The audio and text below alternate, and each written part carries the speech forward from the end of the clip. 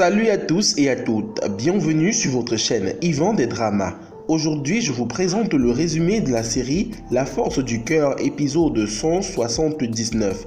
Mais avant de commencer, abonne-toi et active la cloche de notification pour ne rater aucune de nos prochaines vidéos.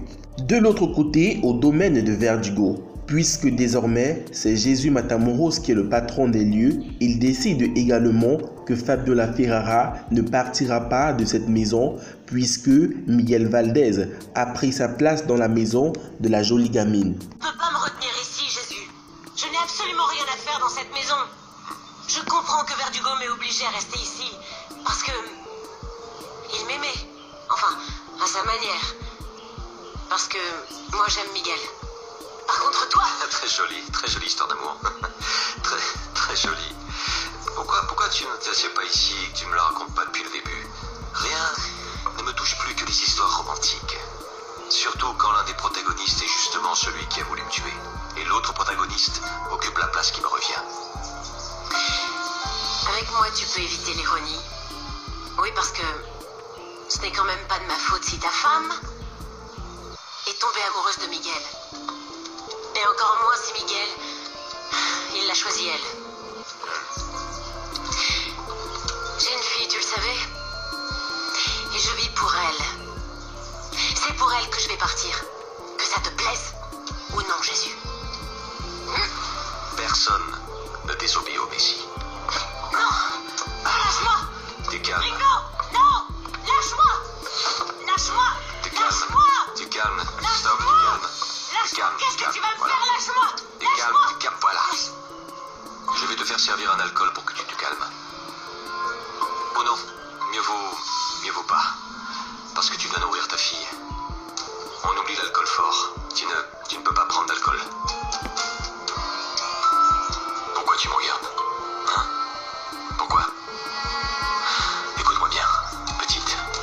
Le Messie n'est pas du genre à abuser de qui que ce soit.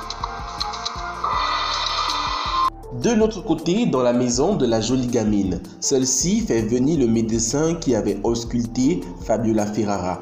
Elle demande donc au médecin de garder le secret au sujet du bébé de Fabiola et de Miguel, que personne ne doit savoir que cet enfant est bel et bien la fille de Miguel, mais que tout le monde doit continuer à croire qu'il s'agit de la fille de Verdugo. Je crois que maintenant que Verdugo n'est plus, Valdez a le droit de connaître la vérité sur sa fille. Bon, dites-moi, docteur. Premièrement, pourquoi est-ce qu'on ne traque pas à ce secret révélé qu'on ne devra désormais plus jamais révéler? Mais comprenez-moi, je vous en prie. Je ne peux quand même pas continuer à me taire. Non? Qu'est-ce qu'il y a? Pourquoi vous êtes là? Le docteur est venu me parler de l'évolution de votre état. Je l'ai appelé. Je voulais m'assurer que vous preniez les bons médicaments vu votre état. Et c'est pour ça que vous trinquez? Pour célébrer mon rétablissement, non? Oui, je vous trouve beaucoup mieux. Mais vous ne devriez pas vous lever.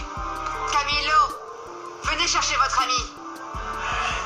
Le docteur m'a recommandé des vitamines pour que vous récupériez rapidement. Qu'est-ce qu'il y a? Je dois l'emmener? Il ne faut pas qu'il bouge. Je vais bien. Tiens.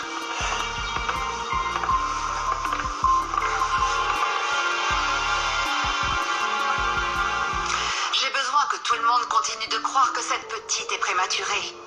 Et que tout le monde continue de croire que c'est la fille de Verdugo. C'est compris? C'est déjà ce que croit la mère. Et c'est ce qu'elle continuera de croire. C'est parfait.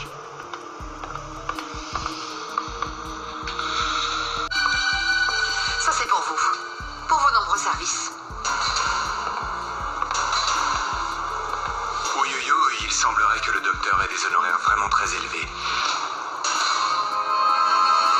Angela et Samantha ont décidé d'aller en Colombie pour sauver leur frère Miguel. Mais avant de partir, Angela laisse une lettre à Juan Marcos. Et celui-ci, en lisant cette lettre, est très déçu de Angela. Je sais que tu veux pas que je voyage, mais il faut que je le fasse. Tu sais ce que Miguel signifie pour moi. C'est ce frère qui est arrivé trop tard dans ma vie, mais je sens que c'est mon père qui me l'a envoyé pour qu'il me protège. Maintenant c'est mon tour de le protéger lui,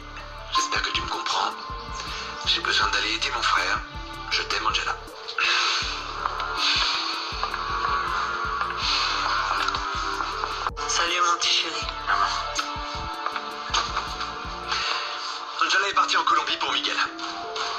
Et Samantha?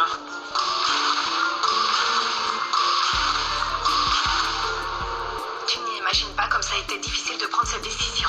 Mais Nicolas a tellement insisté pour que je ramène Jessica à Los Angeles. Angie... Juan Marcos, il le sait? Juan Marcos m'a interdit de voyager. Willy, pareil. Mais maintenant, la seule chose qui importe, c'est que nous puissions aider Miguel. Oui. Tout le reste, nous pourrons le résoudre après. Angela.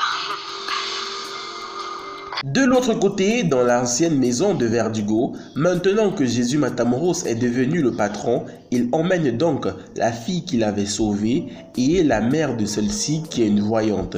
En le voyant, Fabiola dit à ceux-ci qu'elle a un bébé avec Verdugo. Mais la voyante fait comprendre à Fabiola qu'elle devrait vérifier si ce bébé est réellement celui de Verdugo. Rêver d'avoir un piano?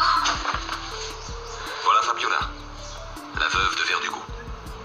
C'est Lady, Piedad et Gigante.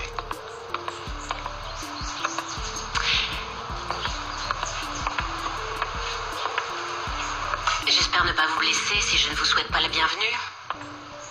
Et ce bébé? C'est la fille de Fabiola et de Verdugo. La fille de Verdugo? Tu es sûr? Pourquoi vous dites ça? Je vois toujours au-delà de ce que les yeux des autres peuvent voir. Et vous voyez quoi?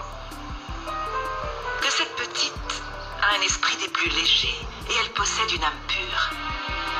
Justement son nom. Alma. Âme en espagnol. Je te félicite pour ton Alma et pour ton bébé. Et aussi pour l'âme que tu ne vois pas.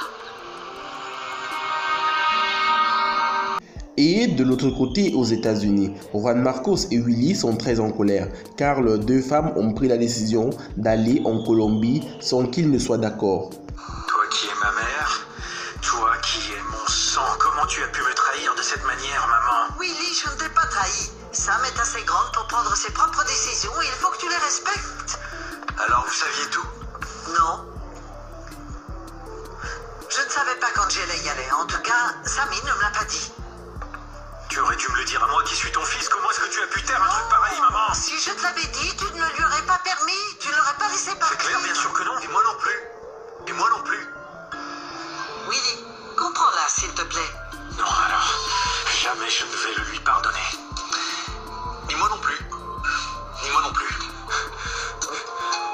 Et de l'autre côté, dans la maison de Verdugo, puisque Fernanda a su que désormais c'est Jésus Matamoros qui sera le patron, elle essaye de corrompre celui-ci avec le sexe. Mais elle comprendra vite que Jésus Matamoros n'est pas comme Verdugo. C'est toi alors le fameux Messie. Quelle magnifique surprise. Très belle. Et attirante. Sexy. Et... même brûlante.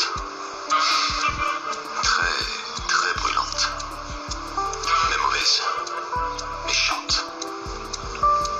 Pourrie. Et immonde. Mais c'est pas mal, non? Non? Oui. Parce que toi aussi, tu aimes les femmes dans ce genre-là. Non. Pas moi. Mais tu as été marié avec la jolie gamine du trafic de drogue, non? Qu'est-ce qui s'est passé? Tu as changé quand tu as appris qu'elle avait mis Miguel Valdez dans son lit, c'est ça? Tu sais, quand une femme est mauvaise, elle est très mauvaise. L'homme, au contraire, conserve toujours un peu de pitié. De la pitié. Et toi? Tu vas avoir pitié de moi. Oui.